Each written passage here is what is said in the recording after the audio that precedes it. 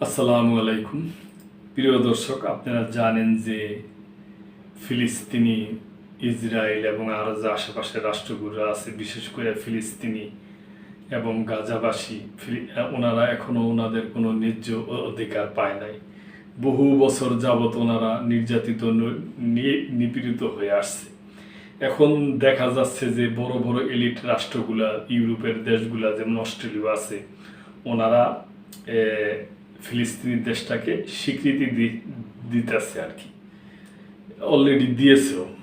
কিন্তু এখন কিছু কিছু সংবাদ মাধ্যমই করছে এবং কিছু কিছু বিশেষজ্ঞ বলছে যে রাষ্ট্রীয় স্বীকৃতি ফিলিস্তিনিদের জন্য কি লাভ হবে। কেন, এরকম তো স্বীকৃতি অনেক দেশই দিয়েছে। যদি আমেরিকা যদি এইভাবে কোনো স্বীকৃতি না দেয়, তাহলে কি তাদের কোনোই লাভও হবে না এবং ওই জাতিসংঘের সদস্য হইতে পারবে না, এরকম ব্যাপার। তারপরে অনেক কিছু কিছু বিশেষজ্ঞরা বলছে যে এটা লোক দেখানো, কিছু কিছু বিশেষজ্ঞরা বলেছে এটা ঠিক আছে। এখন আর আপনারা তো জানেনই যে নেতানিয়াহু অলরেডি এই ব্যাপারে মন্তব্য করছে যে ফিলিস্তিনি নামে কোনো রাষ্ট্রই হবে না।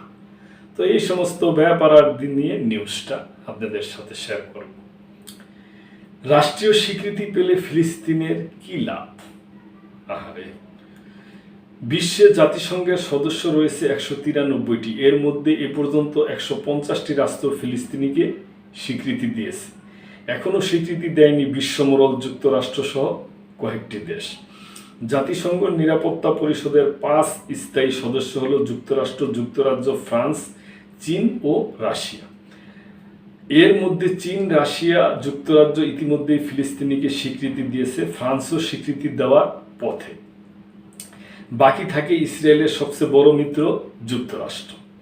এটি সবচেয়ে বড় বাধা। যুক্তরাষ্ট্র বলেছে বিশ্বের বিভিন্ন দেশ শুধু লোক দেখানোর জন্য ফিলিস্তিনিকে স্বীকৃতি দিচ্ছে।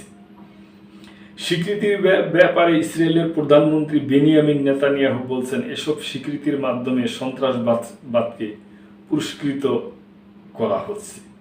গত 15 সেপ্টেম্বর তিনি মন্তব্য করেছিলেন, ফিলিস্তিনি রাষ্ট্র বলে কিছুই হবে না। ফিলিস্তিনি কি জাতিসংঘভুক্ত হতে পারবে? গত 12 সেপ্টেম্বর জাতিসংঘ সাধারণ পরিষদে ফিলিস্তিনি ইসরায়েলি দ্বিরাষ্ট্রীয় সমাধানের পক্ষে একটি প্রস্তাব পাশ হয়।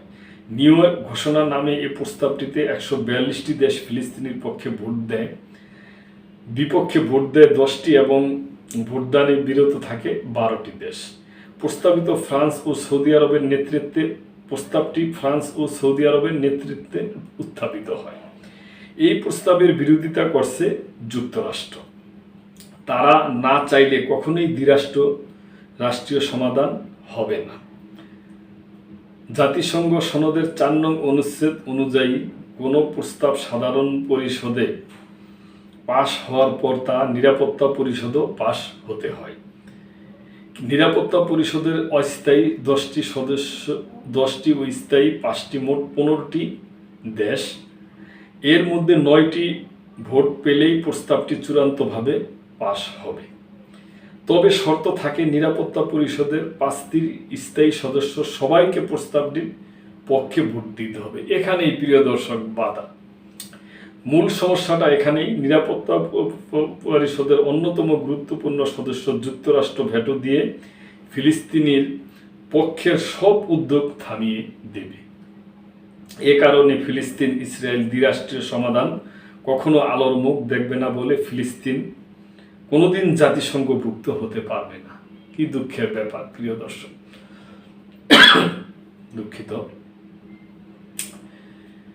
এই স্বীকৃতি কতটা গুরুত্বপূর্ণ, ফিলিস্তিনিকে রাষ্ট্র হিসেবে স্বীকৃতির ব্যাপারটা কতটা গুরুত্ব বহন করে তা নিয়ে ভিন্ন ভিন্ন মত রয়েছে।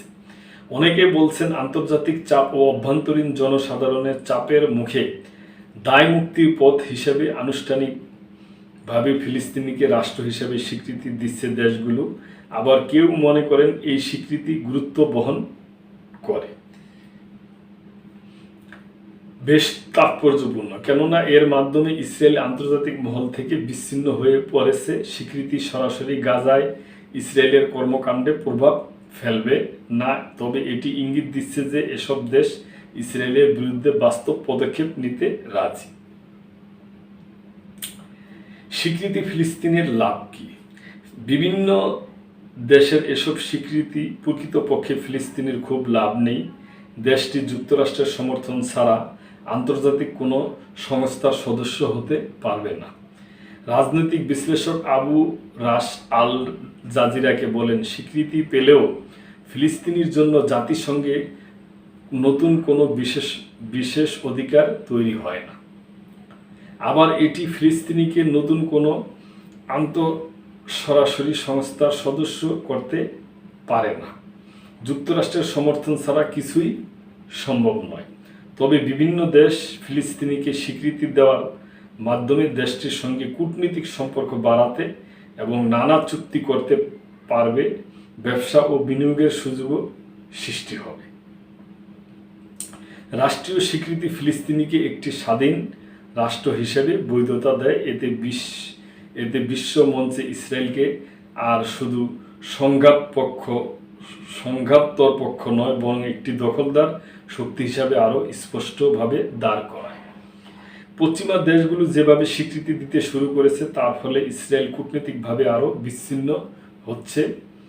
এতে আন্তর্জাতিক সম্প্রদায়ের উপর চাপ তৈরি হচ্ছে এবং দ্বিরাষ্ট্রীয় সমাধানের পথ আরও সহজ হয়ে উঠেছে।